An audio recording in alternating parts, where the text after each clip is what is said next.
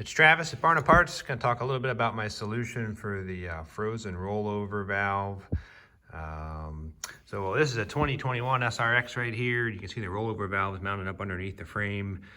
The 20 and 21 models have it mounted up underneath the frame spar here, and they also have a heating element on it.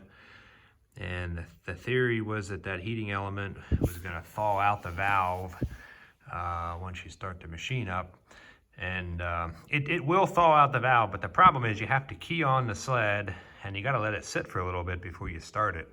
And even myself, I'm aware of this, but it's just habit. I just start the sled and want to let it warm up before we can take off for a ride. And that tank, the oil tank, builds excessive pressure in a matter of seconds. So if that rollover valve is frozen shut, then the tank cannot vent, and the consequence of that is it blows out the oil tank seal. So my SRX has been dripping oil for a couple weeks now, so obviously the valve was froze at some point on one of my rides, and pressurized the tank and blew out the seal. So it wasn't a major blowout, it just dripped a little bit of oil, but it's just a nuisance. So to address this, this is the second season we've been testing this on my father's Sidewinder. I've got a custom cap made that threads into the oil tank housing, and then we take this same cap and we put one on the valve cover. This is just a motor here to show you. So the top front corner of the valve cover of the motor has a fill plug. So you put one of my caps on there, and then we connect it with a hose. It's kind of hard to see it. It's way back in underneath the gas tank there. But so the theory is that if the rollover valve is frozen, this bypass line will always vent the oil tank. So the valve cover on the motor has a vent line on it that's always vented to atmosphere. So if we vent the oil tank to the valve cover, then the oil tank is always vented to atmosphere, and it cannot build any excessive pressure. So the 17 to 19, the rollover valve is mounted up here on this boss right here.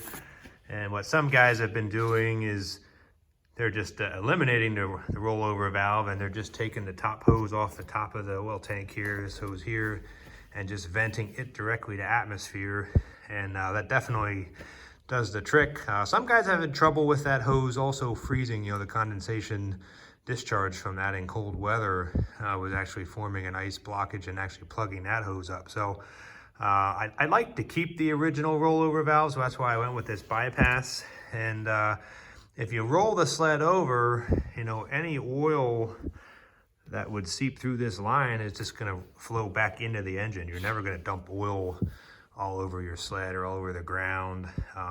So the guys that are deleting the rollover valve, if you would tip your sled over, you run the risk of just dumping a bunch of oil out of your sled. So I thought this was a real clean solution. It ensures the tank cannot ever be pressurized, and it also keeps the oil contained within your engine if you would happen to have a rollover. So as far as installation goes, that cap is tucked way down underneath the gas tank area here. So the easiest solution when I installed here is I removed these two frame spars. It's just 4 bolts. There's 2 up at the top, and you got 1 on each side.